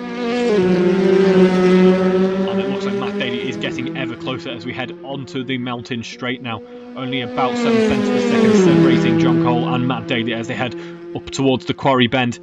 Matt Daly getting ever closer now in that slipstream, but still on the older tyres. So I'd say he's arguably in a worse position than he was when he tried that overtake about half an hour ago. I'd say he's probably in a worse position compared to that point, with John Cole having the upper hand in terms of tyres. Those tyres starting to come into the window, starting to come into a better temperature window. But there's a three-way battle for P4 as they head up towards Quarry Bend there. Will Inglis in P4. Will Harper overtaking George Brook Battersby once again for P4 this time. He gets past Will Inglis as well. So George Brook Battersby was really hoping to benefit from that three-way battle there, but he certainly hasn't. He's now got ever closer to the grasp of Barry Clayton. This time there are only about 3 tenths between them as they head up through the cutting. And he drops back from Will Inglis ever so slightly. Will Harper really the winner out of these 4 here. This 4-way battle for P4 at the moment. About 20 seconds behind Matt Daly. But yes, Will Harper executed that, I think, a little bit aggressively but beautifully for him there. You see the car looking very eager to rotate for Will Harper there. I was worried that 3-way battle was going to go a little bit wrong. Right at the end of the mountain straight, carrying so much speed up towards the quarry bend that it could quite easily go very wrong. But luckily, as we've seen so many times in this year's running, and there's a big contact with the wall. Actually, is that Will Inglis? That is Will Inglis. Will Inglis, I believe, and I could be mistaken, I believe still on the old tyres that he's running, as the back end stepping out on the exit of Forest Elbow there. That brings Barry Clayton even closer. James Rose does finally enter the pit, and I imagine Will Inglis, if he hasn't already, will be doing the same. George Brook Battersby finally past Will Inglis. Barry Clayton now behind Will Inglis. This is what George wanted to happen about 5 laps ago, folks, and it is now finally happened for George, but at the cost of Will Inglis' tyres there. So he could hold up Barry Clayton just that little bit as he enters, as he comes in for his tyres at some point, I can imagine, because that looked really quite untidy for Will Inglis. A fair gap has built up between them now. John Cole now takes the lead in terms of track position in this race. Barry Clayton trying to find a way past Will Inglis though as they head towards the final corner. So Barry Clayton not entering the pit, or rather Willie Bliss not entering the pit yet. Barry Clayton looked like he was getting quite close, getting quite prepared to make a move, but had to back out of it at the last second there. He's going to try the same again though, heading up into Hell's Corner.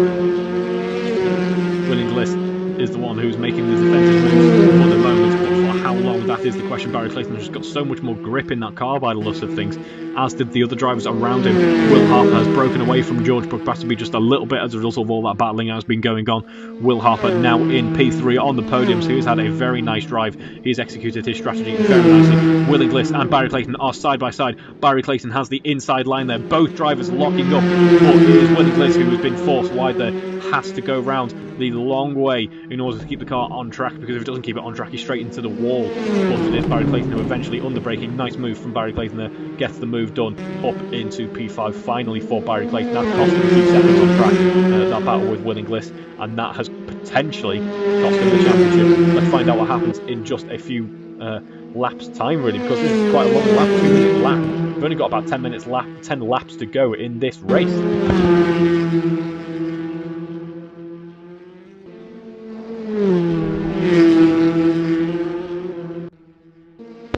But John Cole will be wishing there was even fewer laps than that in this race, because with this amount of time to go and this being the final part of this race now, Matt Daly is only 7/10 of a second behind John Cole. John Cole is going to have to think about a defensive drive here, although to be fair, he has been thinking about that for quite a while, because while I've been watching all that battling going on further down the order, these two have been quite close for some time now, although it looks like Matt Daly is starting to get closer and closer at this point. As we see Rosie coming across the line, I was just wondering who that was up in front. That is Rosie starting the next up there with their best lap of the race so far, and a blistering lap for Matt Daly. I believe that is the fastest lap of the race so far. A 2-minute 16.1 for Matt Daly brings him to within half a second of John Cole as they start the next circuit of this track, the next navigation, the next time that they will navigate Bathurst. And that gap closing in the slipstream for Matt Daly. Let's see, will he start to think about a move perhaps? Will he think about practicing his positioning? Will he put on a little bit of a dummy move to make John Cole defend thin air? Let's find out. He doesn't, as we head into the quarry now. And now we have Sector 2. Sector 2, where John Cole's mentioned a couple of times now, looking quite strong in Sector 2, does John. So it should be... It's gone all wrong for Matt Daly on the entry into the cutting there. The back end just got away from it, as is typical of a TCR car. Obviously, all that weight being on the front, really, especially under braking and uphill. It's really a recipe for disaster. And it's all got wrong for Matt Daly there. He's dropped right off the back of John Cole. Fairly big accident for Matt Daly now. I don't know how much damage he is carrying, but either way that will have dented his confidence at the least. And now it's good. I imagine if there is going to be a battle between these two drivers, it is going to be right at the very end of this race. He's going to have about a second of advantage at least, I would say, if he wants to get ever closer, if not more. So he's going to have to start thinking about 216s, or low 216s rather, which he's posted a couple of times, 216 or high 215s, which are going to be a challenge. We may start to see John Cole's pace drop off a little bit because he's no longer on that defensive push, but he will also breathing a sigh of relief as he's flashing to get Rosie out of the way, and she does very courteously there as we head down towards the chase now. John Cole, that is absolutely played into his hands. That has gone beautifully for him, and I imagine he is secretly quite pleased. Imagine a little bit of a smile starting to grow in that cockpit there. And that may also be the case for George Brook-Basterby, as we see Willing Bliss struggling with the car big time now. If he hasn't entered the pit yet ready, I imagine he will be soon. Because, yeah, that car's starting to get away from him ever so slightly now. I believe if he hasn't pitted, and I could be wrong here, I've said this many times now, if he hasn't pitted, he is now the last car to pit, if I'm not mistaken, so he wants to get into the pit at some point, although he's done a mighty job to bring the car this far into the race.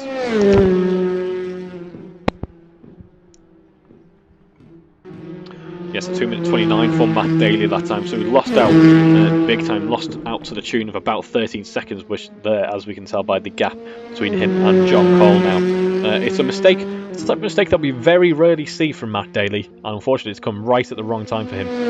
Someone who is absolutely fine now is Barry Clayton, his best lap of the race so far, 2 minutes 17.7. So he's trying to put a final push, and this will be the final push with just over 50 minutes to go in this race. This will be the last push that he makes towards George Battersby as he tries to snatch back that championship title here for the Tasman Trophy.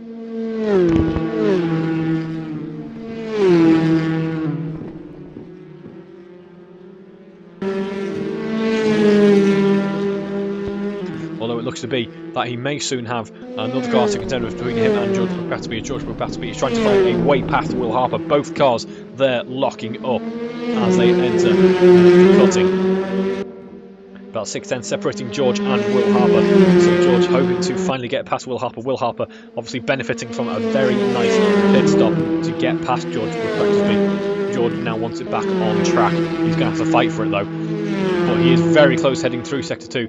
George, another driver at John Cole, looking very strong through Sector 2. Although on this time, maybe a little bit of commentator's curse. I apologise, George, because you've just ran over the curve there and onto the grass a little bit. It didn't put you in a wall, very luckily. That could have soon been the end of your racing wallet. But he's now about 8 tenths behind Will Harper. Has dropped back ever so slightly, and that will be sparing Barry Clayton behind on. He knows if he can force a couple of errors like that in a few moments' time, it could be his championship. But George doesn't want to focus on that too much right now. He just wants to focus on getting past Will Harper and using Will Harper as a bit of a buffer between him and Barry as they come to the final stages of this race. Now, Matt Daly has found about half a second on John Cole, so his car mustn't be too hurt, but won't be. I believe we are running no damage for the race. So his car isn't hurt then, but we are, it's going to be an interesting one to see if Matt Daly can make up this gap towards the end of the race. It's not the best lap that we've seen from Matt Daly so far, because he can't keep those up without ruining his tyres. Obviously, John Cole having the tyre advantage compared to Matt at this point in the race. Matt Daly's tyres will be starting to wear out a little bit now. He pitted so much earlier than John. But Barry's about a second quicker on track at the moment when compared to George Battersby, because George trying to get past Will Harper is going to be slowing him down. So there's now only about a second on track between him and Barry. It's all to play for, as I've said so many times in this race now. This race has turned on its head so many times, and there's been twists and turns and exciting battles throughout this 75 minutes here as he crests over the hill on the mountain straight and watches as his championship rival tries to find a way past George Battersby and onto the podium. It's interesting that none of the championship contenders are currently on the podium, if I'm not mistaken. I don't believe I am. No, I am not. None of the championship contenders currently on the podium is Will Harper, Matt Daly and John Cole, who complete the podium there. Will Harper now not that far behind Matt Daly, ironically, after that incident, that very unfortunate incident for Matt Daly that ruined his chances pretty much at race victory here at Bathurst.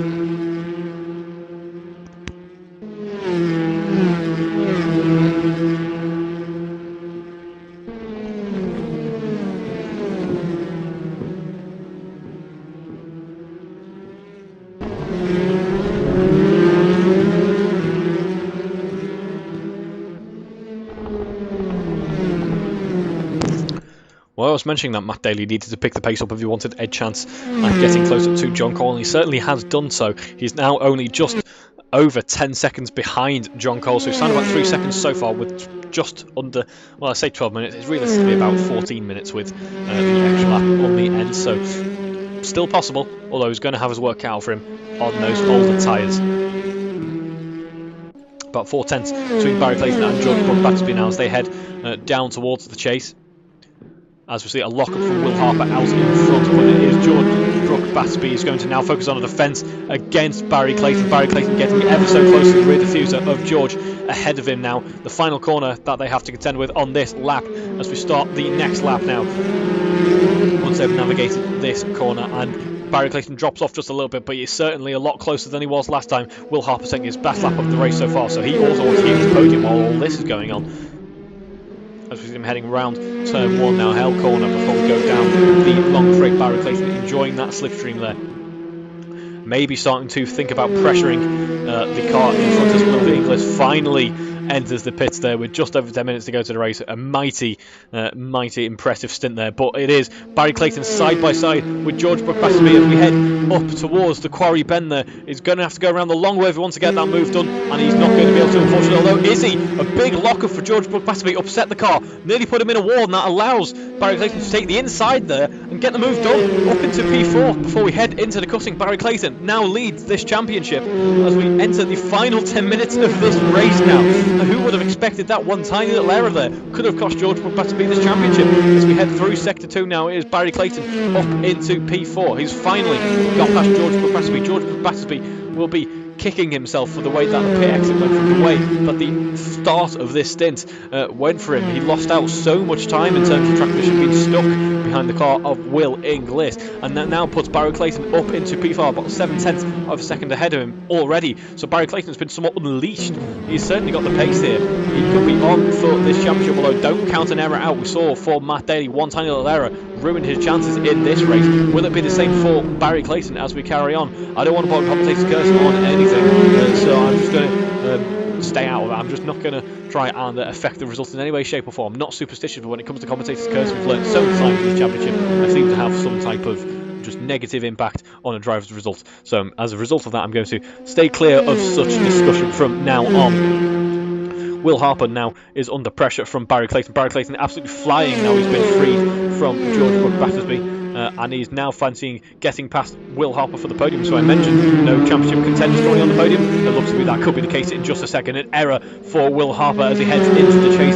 Car up onto two wheels, sliding over those two wheels that he was still touching the tarmac with. Sees him nearly going off track. He catches it just at the very last second, but it brings Barry Clayton even closer as we start another lap now. Barry Clayton about a second quicker than the two cars around him on that previous lap. Will Harper lost out quite a bit in sector 3 of that previous lap now, locking up as we enter turn 1, as does George Battersby. Will Barry Clayton have a repeat of what happened at turn 2 on this lap as well? Let's find out in just a moment. Matt Daly still trying to gain on John Cole, that car out in front of him. He's within reaching distance now at 8 minutes to go, especially if there's a couple of errors on John Cole's behalf.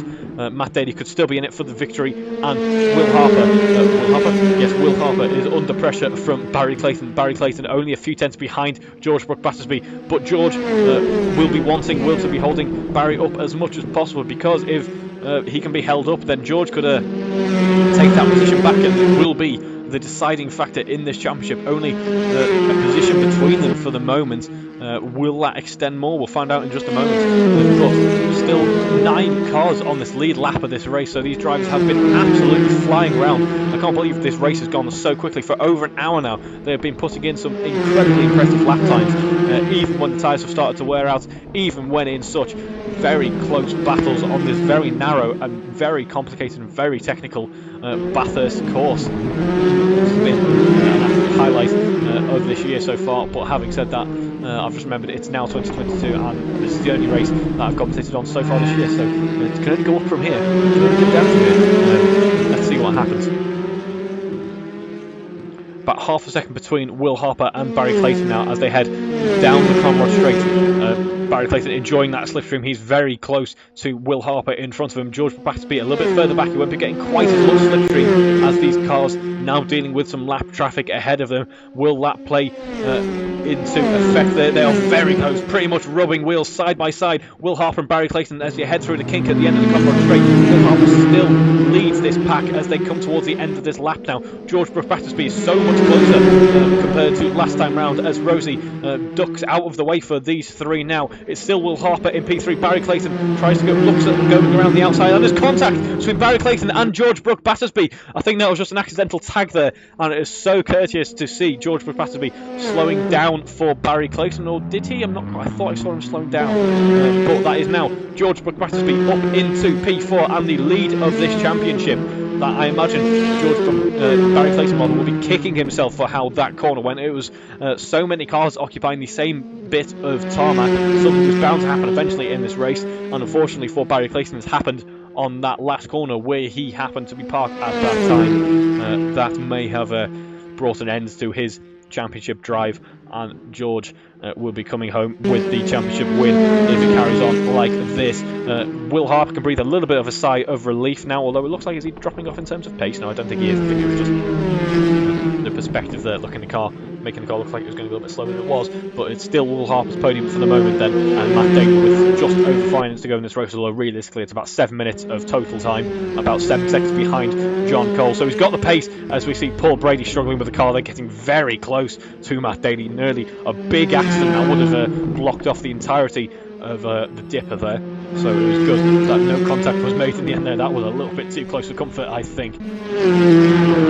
George struggling for pace by the looks of things at this point now. Maybe a little bit of tyre issues perhaps, or fuel conservation, but Barry Clayton's now only 5 seconds behind. Still a much bigger gap than what we saw over the past couple of laps. Barry Clayton cutting the corner there. Don't know if he's trying to take a corner cut on purpose to try and gain a little bit of an advantage, try and get a little bit closer to George Buck-Battersby, or maybe he is, unfortunately for him, he just got to the end of his rope with this race. He has done such an impressive drive up until this point, and through no fault of his own, really, through no one's fault really, that's all become undone in the final few laps of this race.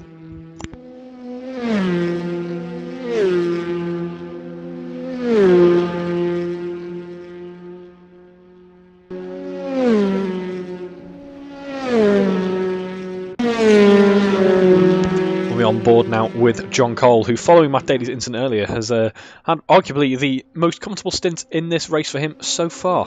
He's been able to have a little bit of a breather and has been enjoying lapping out in the lead of this race. It looks like it could be his win for the taking at this point now, so he has done a very nice job. Obviously an impressive drive during qualifying.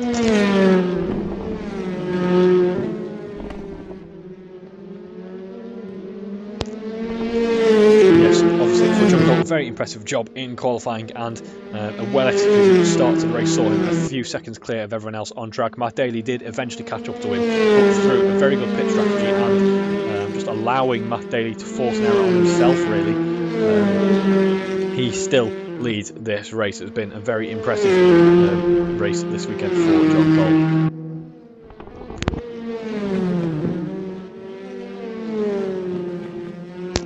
Well, having pitted very late, it appears Willing Bliss has now got on board a helicopter. There he is.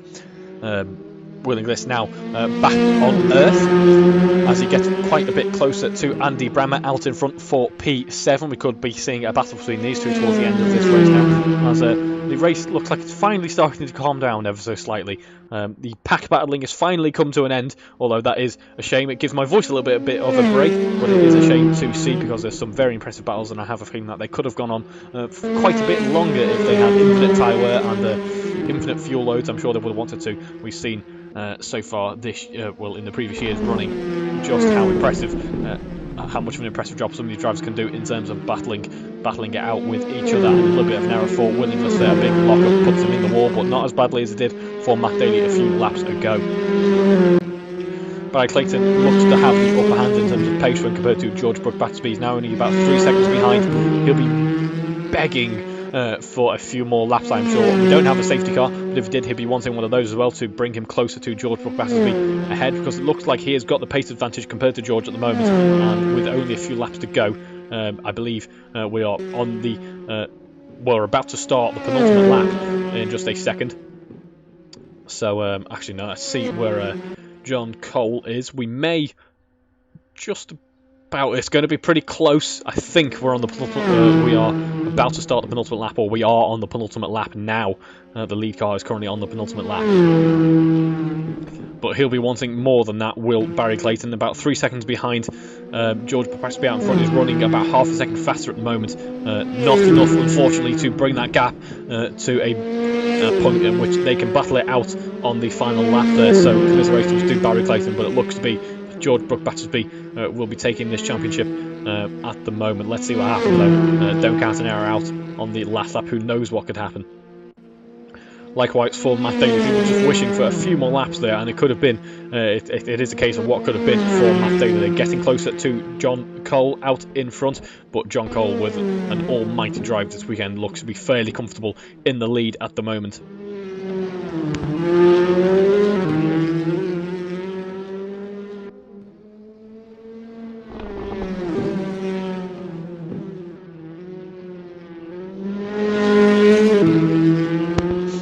John navigating round Forest Elbow for one of the final times this evening. It will be cutting it close in terms of whether or not this is the penultimate lap or not. Let's find out. If they had a little bit more power, I don't think it would be, but I think it may be. With only 18 seconds to go on the timer, we've got the chase and Murray's Corner to navigate.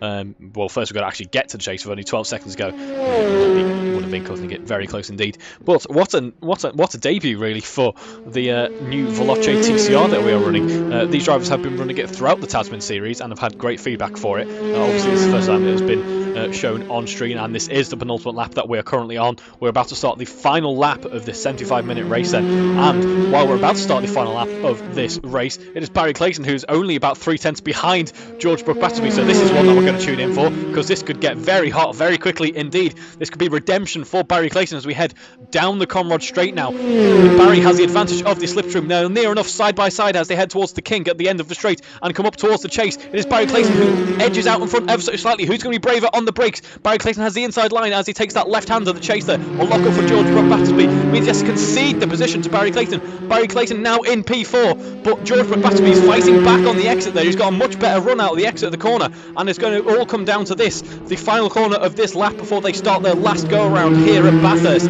Barry Clayton still out in front for the moment then, but George Battersby is looking very racy indeed. Who is going to come out on top here?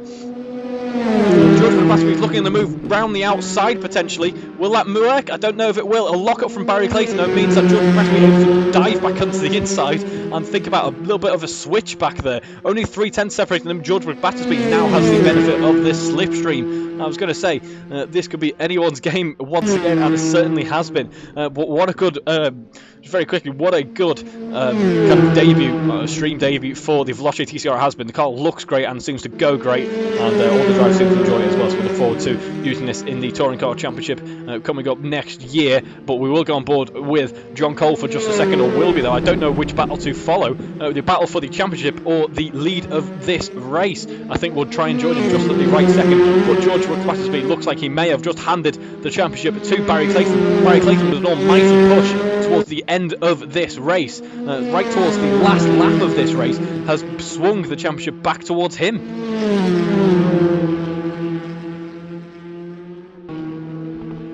Heading to sector 2 now. George Battersby dropping off and going over the gravel there. That will cost him a few tenths. That will cost him a few tenths, and that could be a very important few tenths. He was very lucky to once again avoid the wall there. There's a couple of times where he put the car in the wall at that point on the circuit there, and luckily for him, this wasn't one of them. But we're on board with John Cole now as he heads round the Murray's Corner for the final time in this 75-minute race there. An almighty weekend there. Great job on qualifying and a very well executed race, and a very good strategy sees him taking the victory, flashing the headlights in celebration. He takes the victory here at Bathurst as we have some lap traffic for the drivers battling for the championship to contend with. It's Barry Clayton still in the lead at the moment. George Battersby in the slipstream a little bit further back than Barry was on this lap. This may be it for George. He may have right at the last moment, right at the last second, switch back with George, or switch back with Barry rather, and handed Barry the championship in this race. Let's see what happens. Matt Daly crosses the line in P2. Will Harper comes home to round out the podium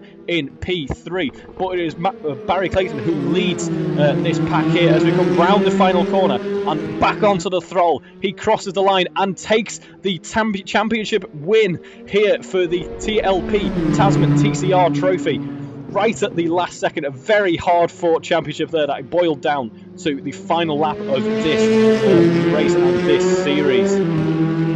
Very well done to both those drivers there for an immense championship battle that boiled down right to the last moments there. Only 1 point between them as they entered this race, and that gap builds up just a little bit, but only a few tenths between them as they come home to round out this weekend. James Rose coming home in P6. Will Inglis, after an interesting tyre strategy, will be coming home P7. Guy Swarbrick P8. Andy Brammer P9. Rosie Hodson P10. Jack Hodson P11. Steve Knight P12. Unfortunately, once again, I didn't catch your name, P13, and Paul Brady coming home P14. So well done to John Cole for an impressive job there to take home the win in this race, and well done to Barry Clayton and George Battersby for an exhilarating championship battle that unfortunately we didn't see more of earlier in the season, but at least we got to catch what must be one of the highlights here. 1 point between them, and for them to be battling it out on the final lap of this race. Very well done to both drivers. Congratulations to Barry Clayton for the championship win there. I imagine that'll be spurring him on ever so slightly as we get ready to enter the touring car racing. That'll be starting in 2 weeks' time. Obviously, we have the Formula Alfa series starting next week. As a little bit of contact with the wall for celebration, I imagine. But yes, if that is anything to go by, the touring car series, which is starting in a couple of weeks' time, not in this car for the first round, will be exhilarating indeed. But I imagine that'll be spurring Barry on quite a bit. As we see the final driver on the lead lap coming home to take P9, Rosie in P10, Jack Dodson P11, Steve Knight P12, P13, and Paul Brady in P14, looking like the tyres really giving up on that car then. Well, that is certainly a very quick way to pass 75 minutes there. I hope you enjoyed watching that as much as I enjoyed commentating on that. It was an exhilarating endurance race there, full of plenty of action, and we will see you in less than a week's time now for some more racing action here at AROC Racing Leagues. Until then, I've been Reeve Taylor, and I've thoroughly enjoyed commentating on that endurance event, and hopefully we'll have more like that in the future. So thank you very much from me, and good night.